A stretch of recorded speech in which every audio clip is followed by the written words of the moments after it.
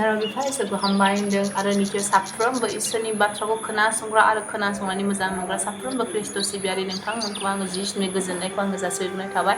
फै जोङो अब्ला बाइबेलनि बाथ्रानि फारसे थांनि। आङो लादों माथाइनि 7:21 पद। अब्ला आं फरायनि।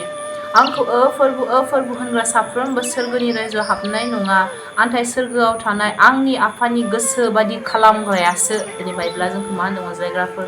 दिनै मा होनदों?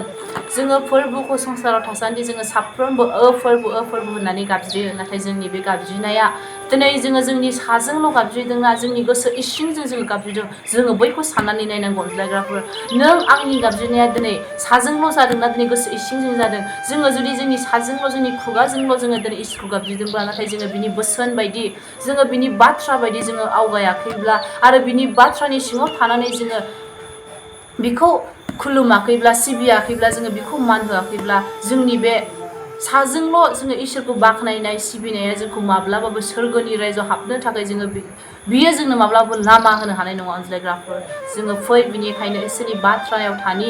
ओरैनोल' जोंनि खुगा सालायजोंल' जोङो फोरबु होननानै गाबज्रियालाबा जोङो बिनि मोनफ्रोमबो बाथ्रायाव थानानै जोङो बिजों लोगोसे बिनि रायजोआव हाबनो मोननाय बायदि जोङो बिजों लोगोसे आवगायफानि। बे गुसुं इसोरनि बाइकखौनो बुंनानै आङो दोनथ'नाय जाबाय।